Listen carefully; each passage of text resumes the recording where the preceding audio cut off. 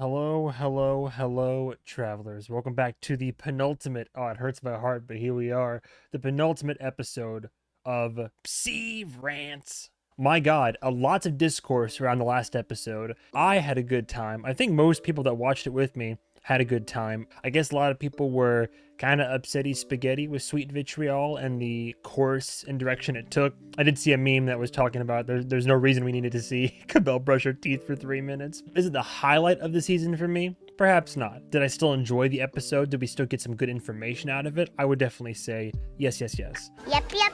I made the mistake of going to an 8 o'clock showing tonight of, I had never seen Inland Empire before, so that's 3 hours of my life that's a whole other can of worms to get into, but it drained me, but this is going to revive me. I was going to go to bed, still Thursday. Well, technically now it's like Friday, early morning.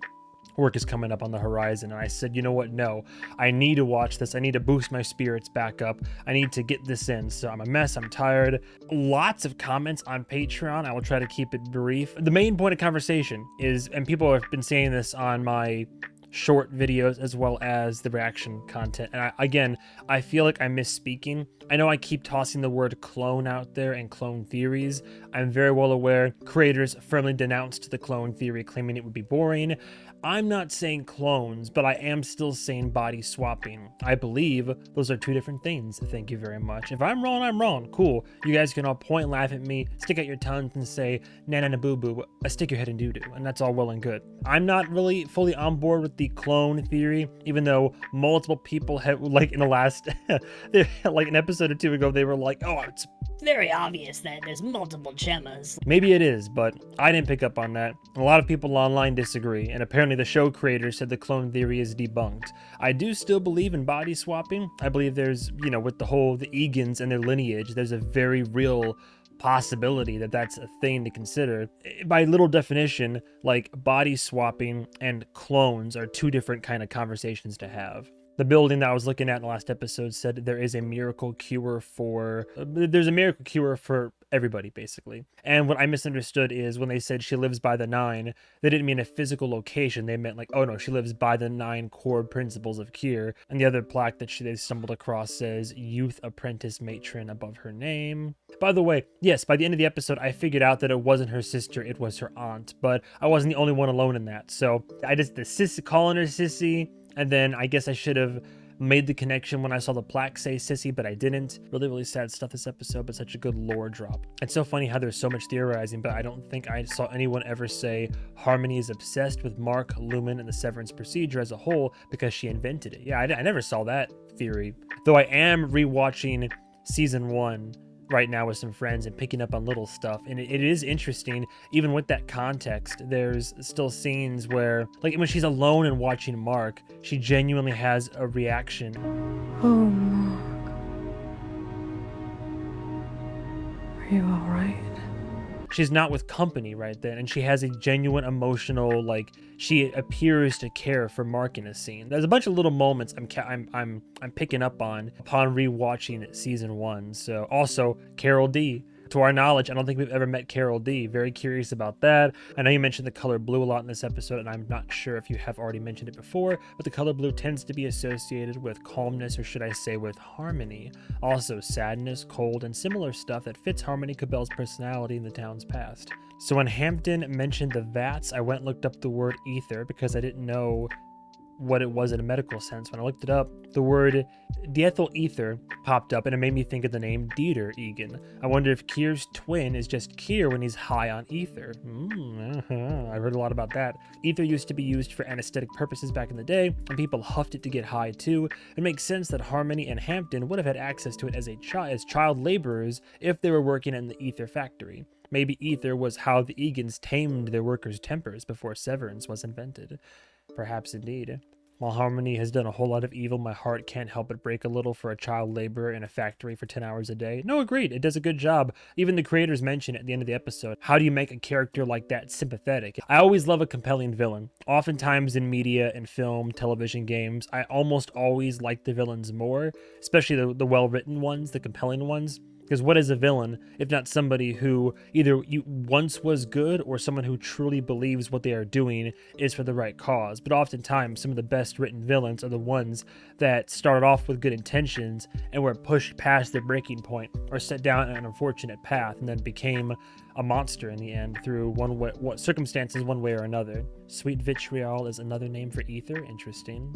The snowplow overturning reminded me of Lexington Letter. Low-key, it made me think of the bus flipping as well, and I wanted to bring it up. I wasn't sure how solid of a link that would be, so I neglected from mentioning it. Near the end of the opening credits, that image of Cobell looking down at a patch of grass looks like she's holding a book and her face is all light. Quite the Easter egg now that we know what we know. I do plan on revisiting the end credit sequence, similar to my current reaction series for Dark. At the very end of the season, I want to revisit the Severance Season 2 intro credit sequence and see what I pick up on. Also, one other thing, I'm reviewing the show. People are talking about theories about how the coding and all that is being sorted into boxes to tame the 4 tempers, but unless I'm mistaken, there's 5 boxes in each file, not 4. So I don't know about taming the tempers through coding when there's 5, unless I'm mistaken. Somebody correct me if I'm wrong, but that, and also they're walking by that purple room in one of the first episodes. I think it was even episode 1. Was it Mark W, wasn't it? It's a little cramped compared to our old MDR, but I love the green carpet. Ours was a creme brulee and the keyboards were puce. They were purple. No, they were puce. I know because it makes me nauseous. Little minor Easter egg tie-in there. I feel like there's been a reveal every episode that's made me scream. This season's awesome. Yeah. Realizing that the Severance chip was created by a victim of child labor kind of shook me. It's so easy to imagine young Harmony manning the vat, dead on her feet, getting higher with every breath of the fumes, wishing she could just forget it all and wake up at home with her mother. Think back to when Helena told Cobell that she overestimated her contributions when she invented the whole thing. Yeah, for real. It makes me wonder if that secret is even hidden to someone like Helena. James did mention showing her the chip when she was a child. I really enjoyed the soundtrack for this particular episode. The Kier anthem slowly creeping at the beginning as we're seeing the town for the first time, as if Lumen is still lingering above it all. And the chords for the main theme coming in when Cobell recovers her notebook from James' head. You're still asking yourself what could be inside the notebook, but the music is already giving you a big hint. It's funny how so many people, not only in the comments, but in the theory crafting world of Severance, are literally at war with each other, because you have one faction who's saying multiple gemmas, another faction saying no, the clone theory has been denounced. Unless when you say multiple, hang on, let me rephrase this because I'm having a brain blast. Unless you're saying she's been severed multiple times. If we're talking about one person, multiple slices of the same brain pie, that's a possibility.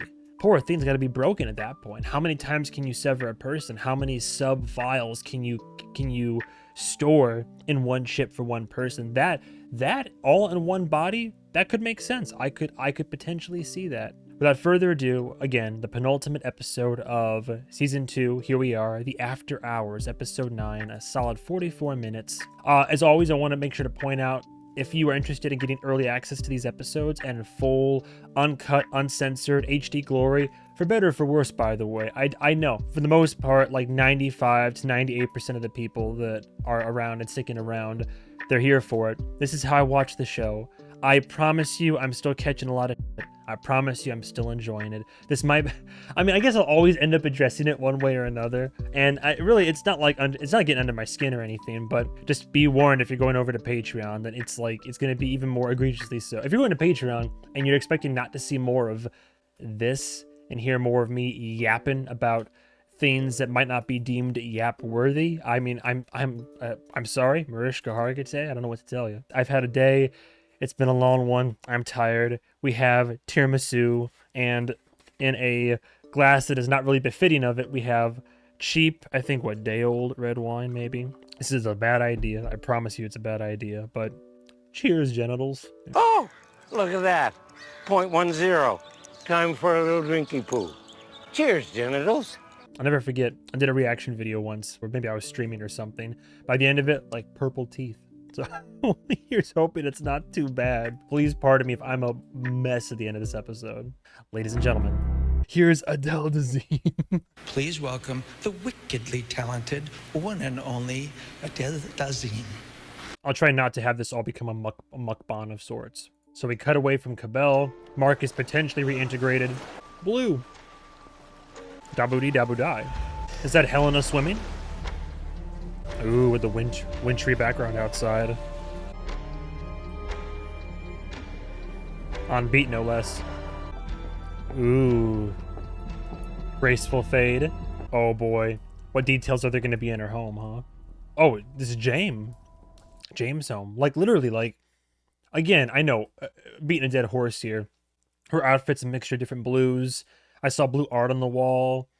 Different pieces of the furniture in here are blue. The sky, the way it is, the weather and all that. Like these cool grays and blues again. A momentous day.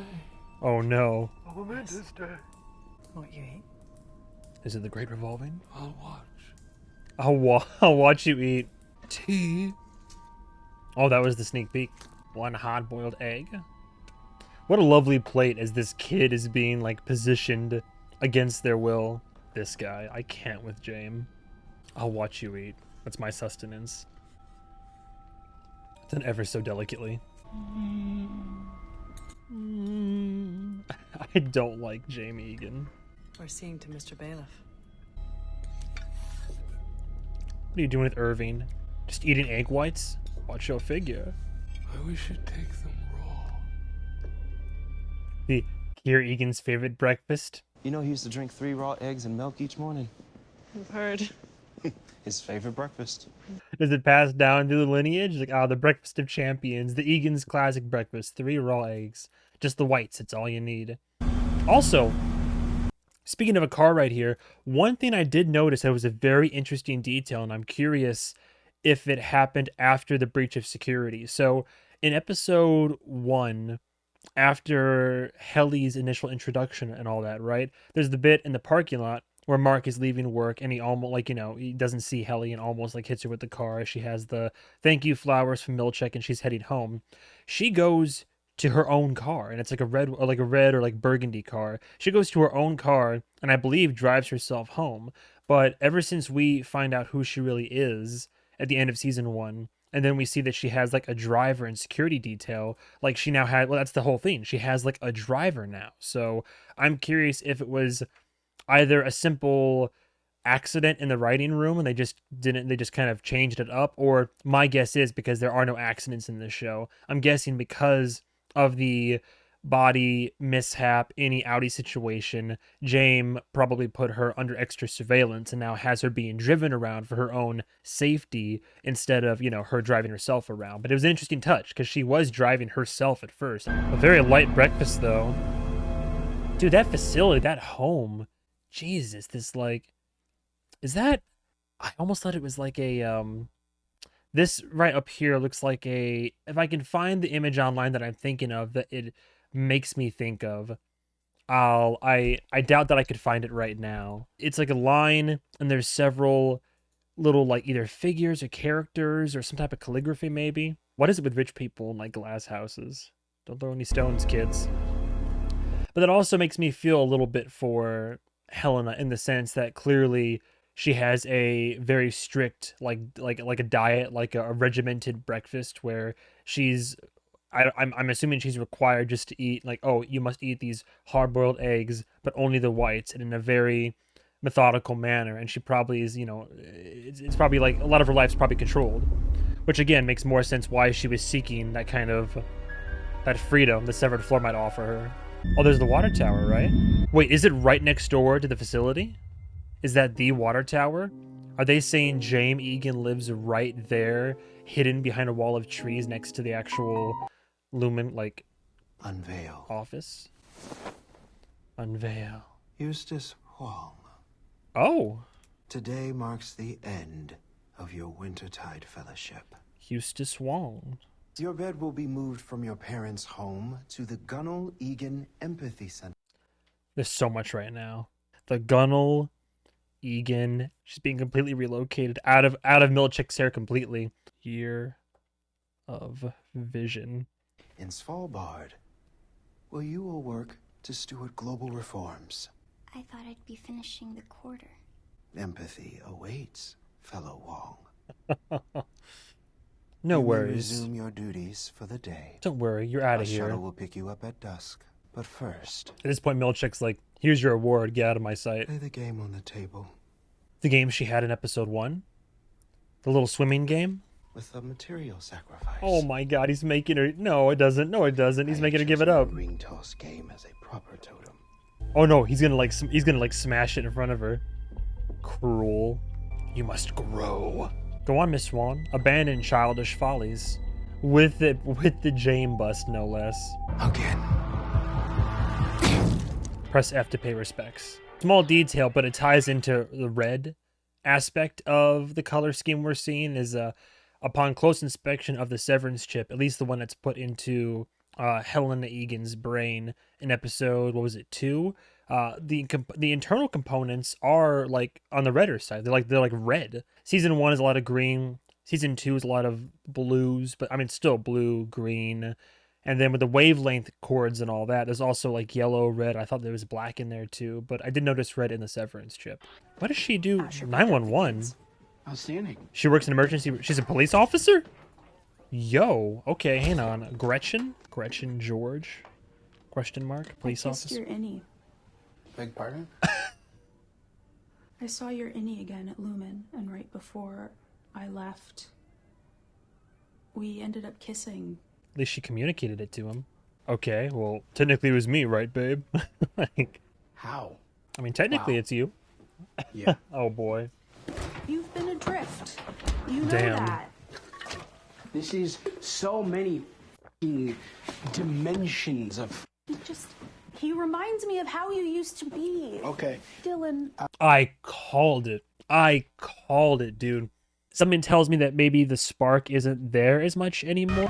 You know, I've been exhibiting signs of sadness. Could I get one of those? Again, I'm massive reach based on maybe literally one scene of interaction and the fact that on the phone, how curt he was when he called, when she called. Read the room. I would have picked up the phone if it was good news. Oh, I'm sorry. You'll get the next one. Stop being nice. I'll be home soon. Okay, bye.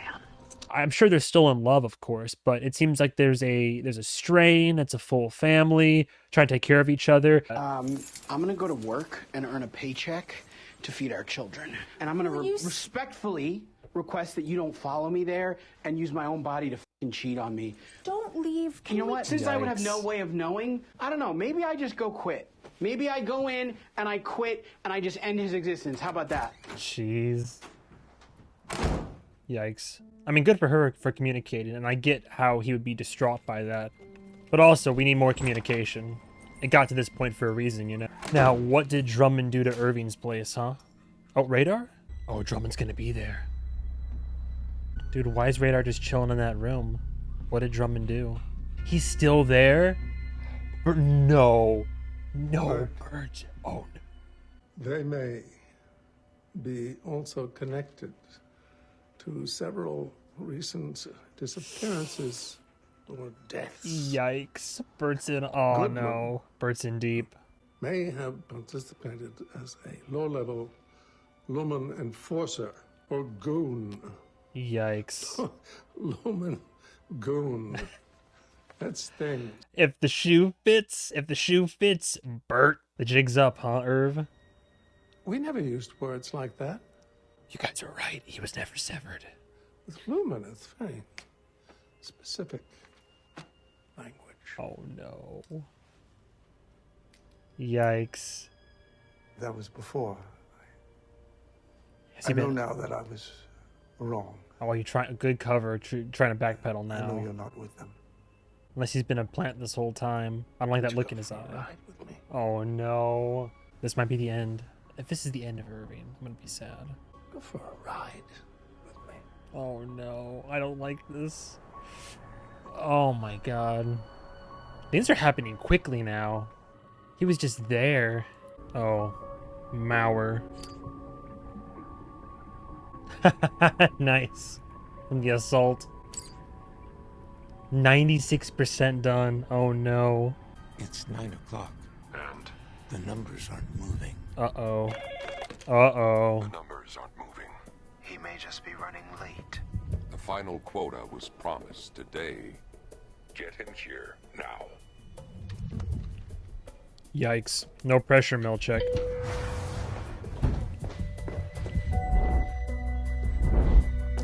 That's why James is so excited. Whatever's happening, James is excited about it too.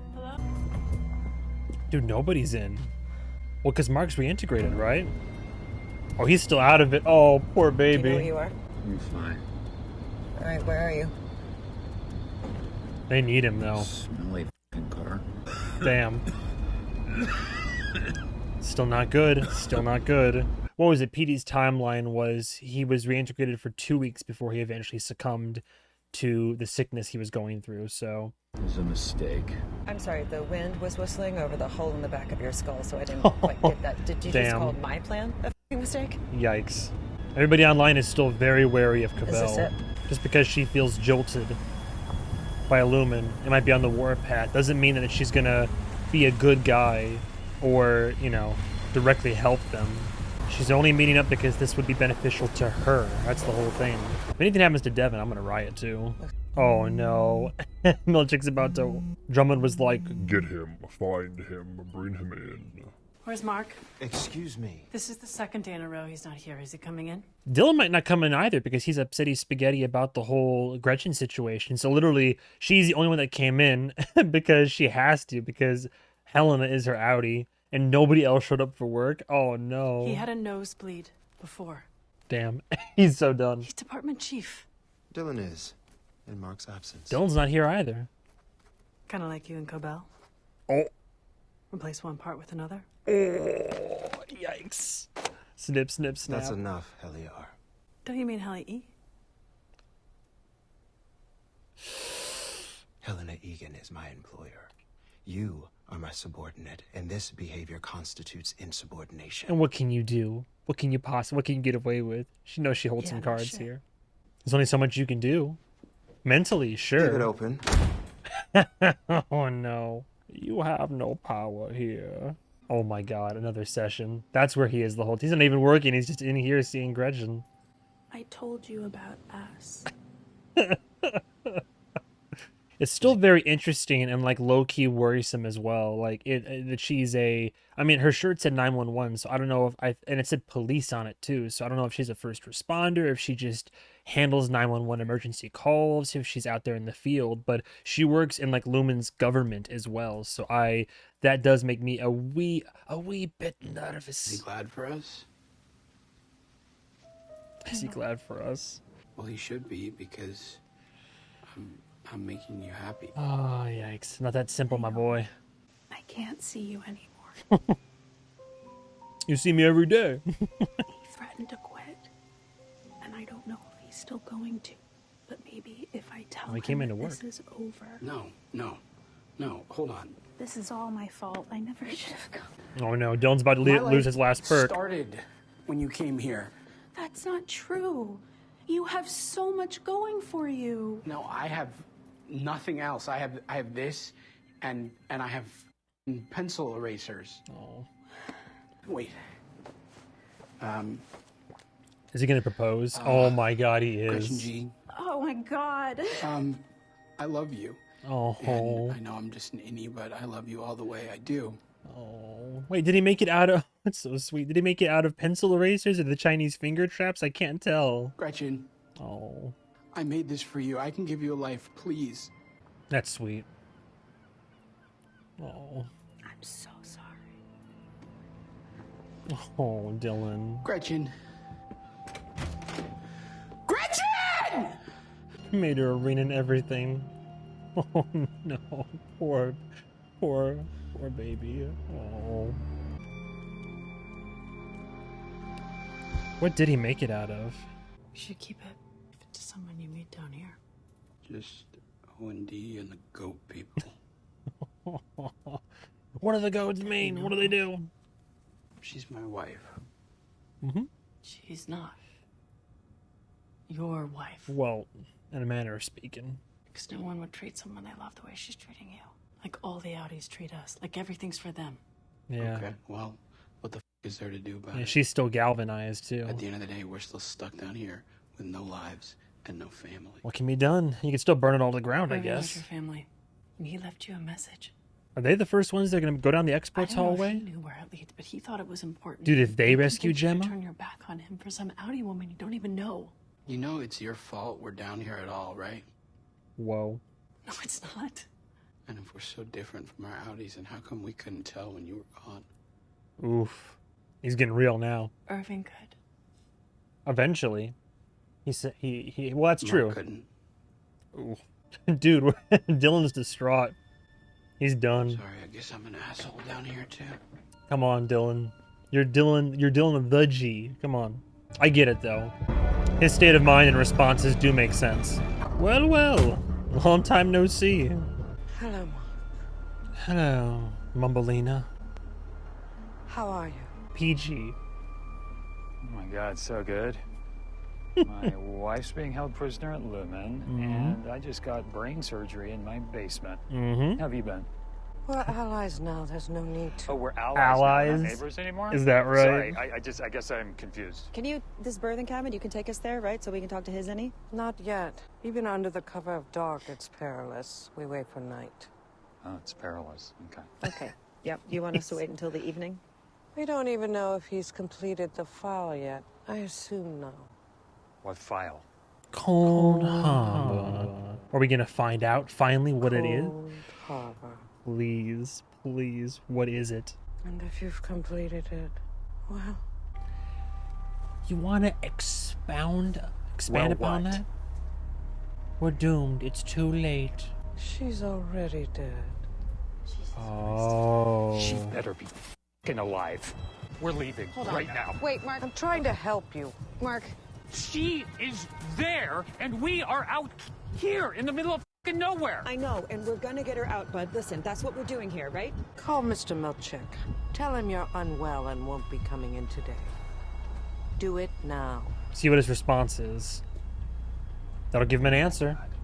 If he smells chicanery. Chicanery! You don't have to go You think this is something? You think this is bad? This chicanery? Any idea how insane she is? Yes, I do. Do you know what she did? Mark, listen to me. Listen to me. Mark is... I can't. Flummoxed. We got to do it. There is literally no other option than to do what the f she says right now for Gemma. Oh my She god. knows where she is, Mark. Jeez. Okay, so Helly's gonna make a beeline for the exports hall then, is she? She's gonna try to go save Gemma, maybe? Look, she could be a savior right now. Imagine that. Helena Egan's innie is the one who, like, ruins all the plans on the inside. What even funnier, because she didn't want to go back. She's like, I don't want to go back down there. I'll be myself. Because they were insistent upon putting Helly back down there to satiate Mark for Cold Harbor, she very well could be the one to undo it all as a final act of retribution. Dylan, come on, buddy. Aimless plastic bag floating through the breeze, wanting to start again. The perks. There you go, man. I'm also worried because now he's in a headspace of nothing matters, screw it all. Dude, he's gonna take him out to go pop him in the head somewhere. Oh no, you leave Radar alone. Oh my god. Dude, Irving's gotta beat the shit. Hurt anyone. And I should know that. I swear to God. Dude, Irving, you gotta take down. I drove people places. And ask what happened to them once they got there. You shut up. I paint houses, over here. Dude, and took Radar with him too. Taking the Radar, diabolical, by the way. I never hurt anybody. I just took him out.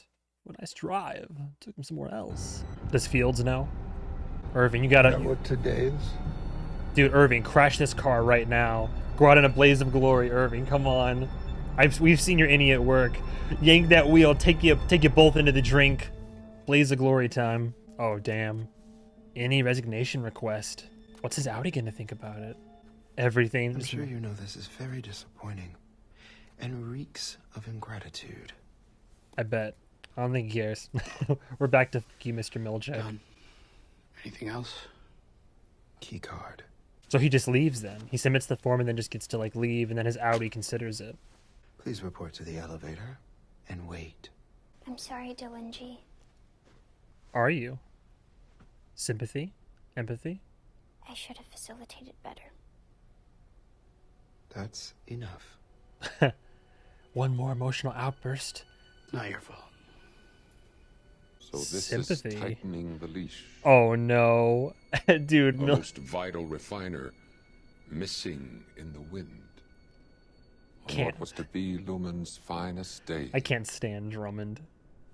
I'm glad these plans are going This is awry. your fault. Sure. You need a scapegoat. I have followed protocol, Mr. Drummond. Yes, you have. But I thank you for your remonstration. Needlessly complex word for a simple idea. Shut up. Apologize for the word. You. No. Apologize for the word. For the word? A needlessly complex word? Good, dude, I throw him off the fucking railing. Throw him over the railing. Don't do it. Milchick, don't do it. I apologize. Shorter. Shorter? I sorry. Dude, oh my god. I'm sorry. Again. Hang this... What? Mr. Drummond. Again. Come on. Come on, snap on this. Devour feculence. Ha ha! There you go! There you go. Screw you. It means... eat it, Mr. Drummond. Hell yeah, there's our little character arc right there. Tired of this. So tired of this. I am manager of the severed floor. Yo. Which means two things. First, I am owed a measure of respect, even by my superiors. You tell them, damn Second, straight. And more obvious, that said floor comprises the whole of my jurisdiction. To put that monosyllabically. Let's go. Let's it's not go. My fault what Mark Scout does when he is not at work. That's right. Shove it up your ass. You bloated.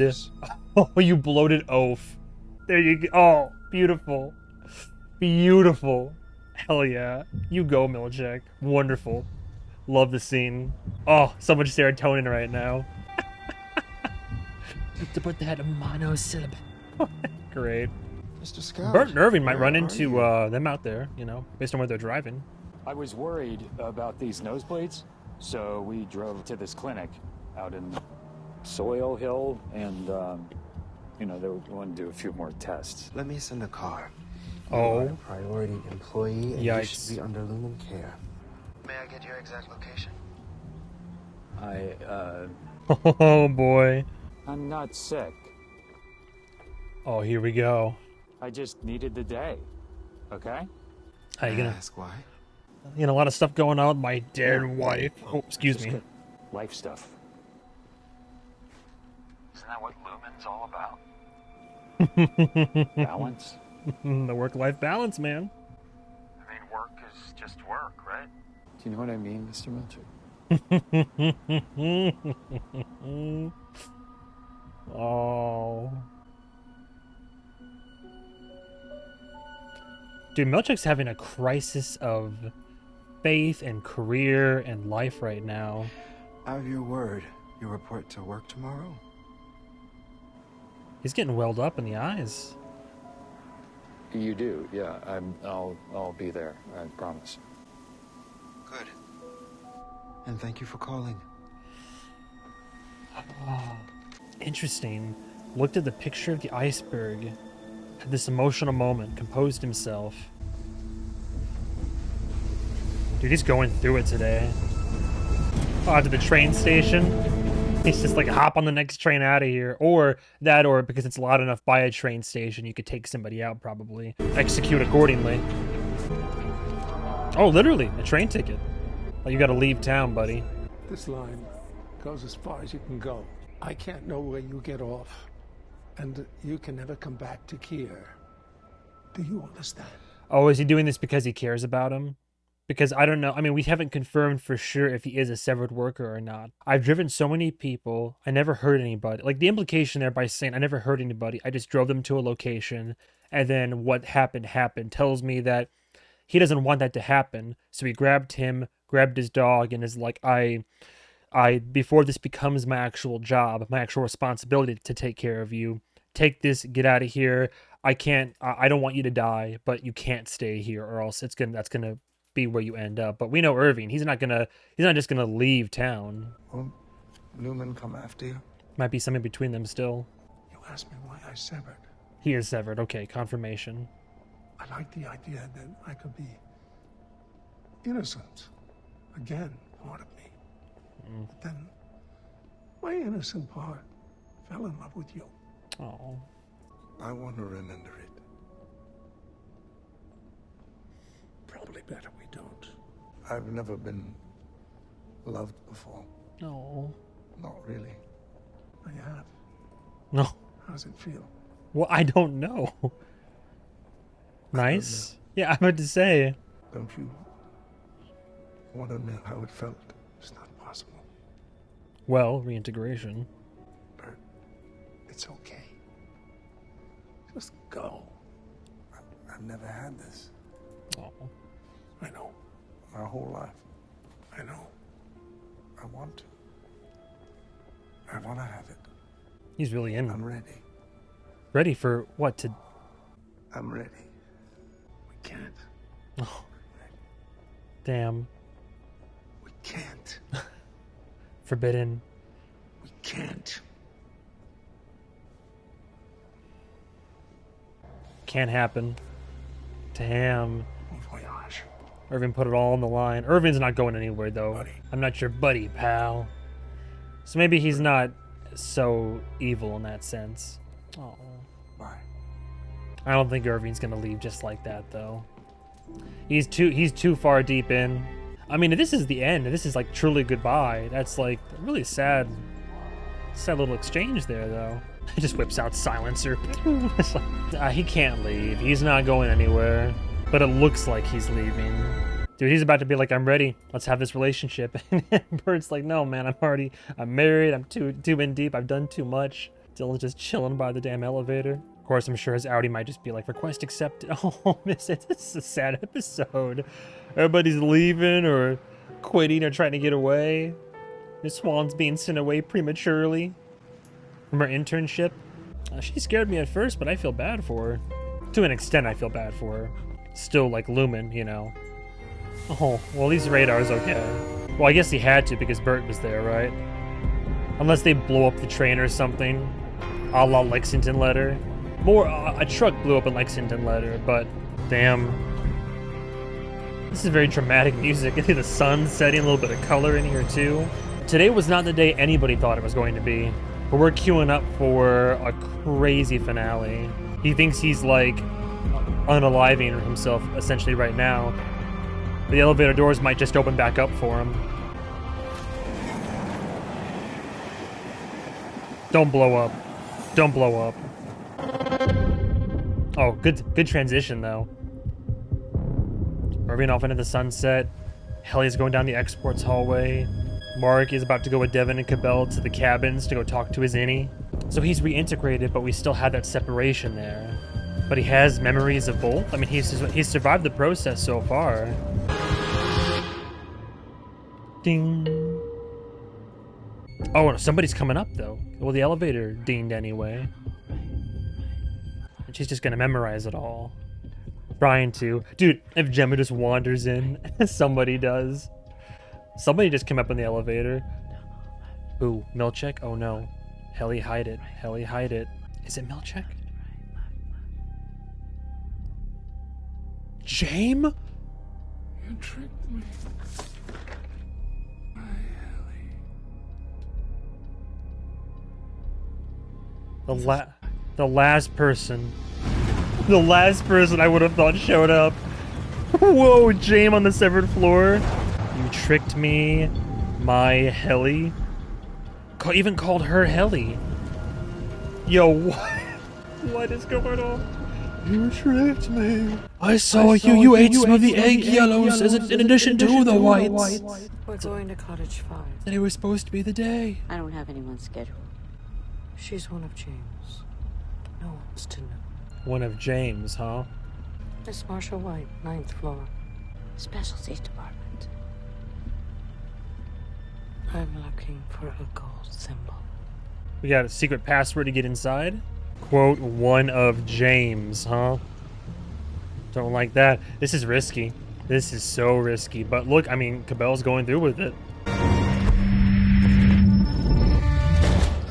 Oh, wakey wakey. What could she get out of this? Well, we talked to him. You're okay. You're fine. No. If you walk out that door, he's just gonna come right back in again. What is this? It's gonna be okay. Oh, it's him. Yeah, it's Innie. You wanna He's walk in. with me? Sorry. Oh boy. Just come with me. What was the last thing he saw again? I'm trying to recall. The nosebleeds, the sickness, Chikai Bardo. We don't have that much space left here. We're running out of time. She just wanted to talk. Oh boy, she just wanted to talk. Oh no, so ominous. Big Do you yikes. remember the last thing that you said to me? She's alive? She's alive. Mm-hmm.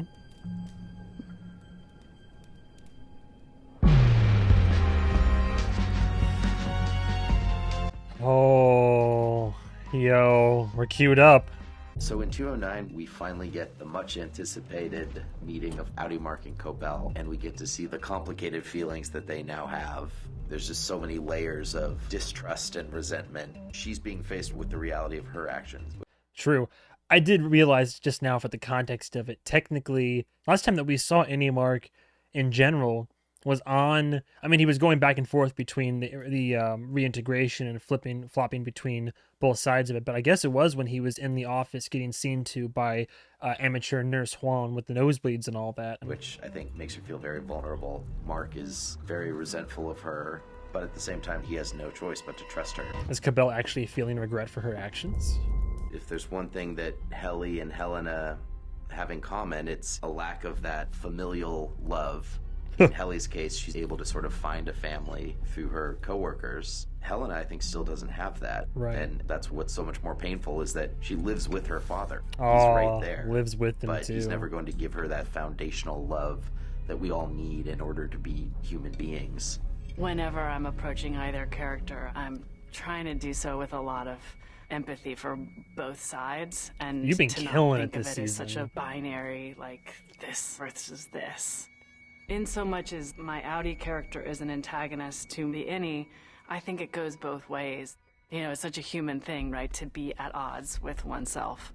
One of my favorite storylines was to see Dylan on the inside start to have a relationship with his wife that on the outside had lost its luster. Yeah. And they basically start to have a bit of an affair. Which is really... And I just thought that was such an interesting storyline. I'm right there with and that them. You can't really do that in any other show. Yeah. Where he himself is having an affair with his wife. Yeah. I think Gretchen is not somebody who is comfortable continuing to lie. And so all these complexities are now infiltrating his previously simple and happy life. Yikes. Gretchen, we see a lot more sides of Dylan, and it was a lot of things that I haven't been asked to do on screen before.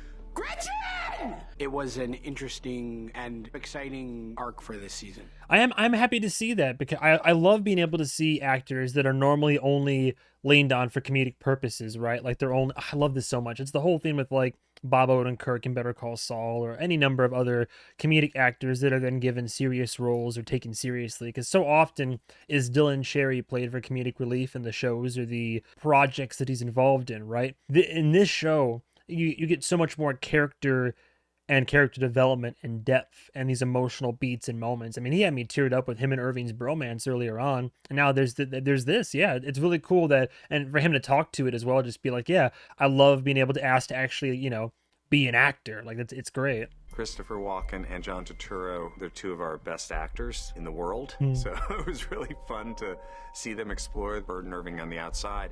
The relationship with Bert is an unusual one. To say the least. That really has made it a special experience. It's sort of ill-fated, star-crossed. It's a little Romeo and Juliet there. That they love each other, but they can't be together. Bert is responsible for having to, in some way, deal with Irving, because Lumen is aware that he's investigating and looking places he shouldn't be looking. Irving's coming back, though. It's not the last we'll see of him. So Bert has to make a decision what to do with Irving. He's acknowledging that they have a connection, but he also realizes how impossible it is. And he makes a choice that he's going to never see him again, but help him. Damn. At the end of the episode, we have Mark, Cobell, and Devin finally reaching the birthing cabin. You know, we've seen Innie Mark and Audi Mark walk around in each other's lives. We've seen them start to see glimpses of each other's lives. What we've never had between them is an actual conversation where the many, many complex feelings that they would have for each other are actually able to be talked through. So that's what we leave episode 9 with, is the promise of that long-awaited final meeting where they're actually going to speak to each other.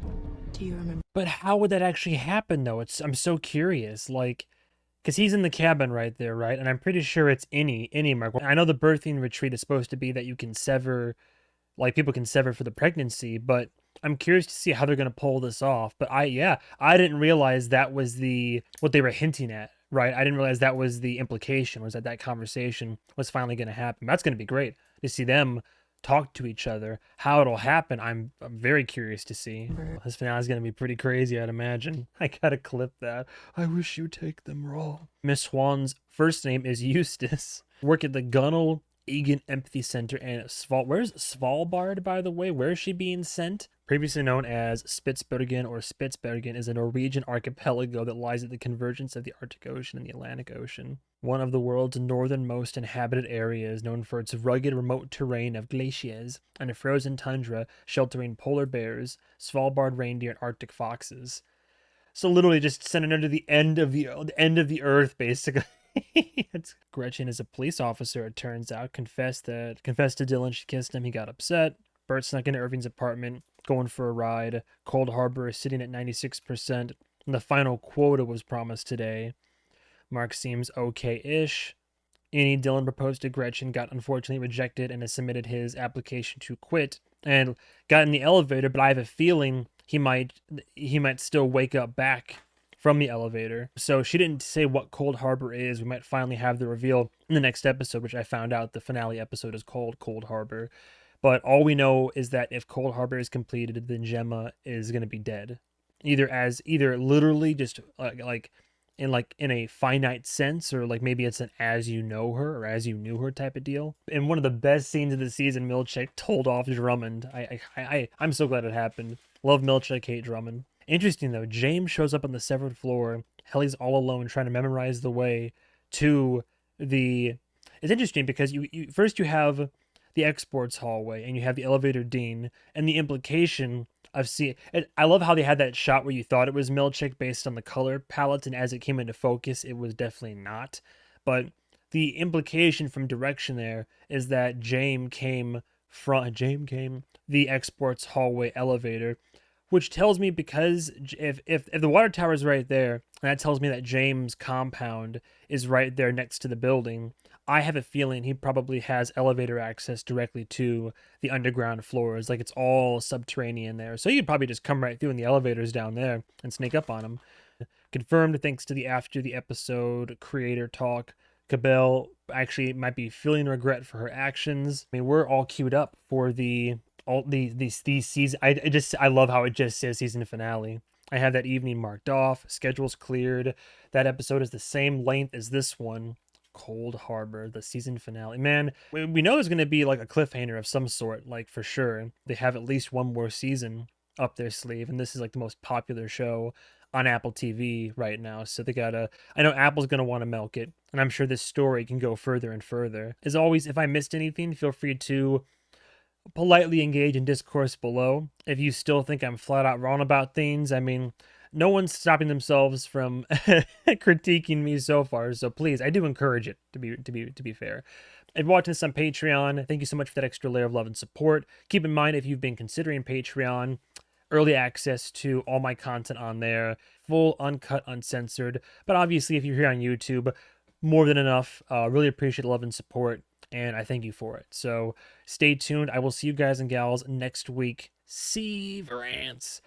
Thank you so much for watching. Have a good day, have a good night, and goodbye, travelers.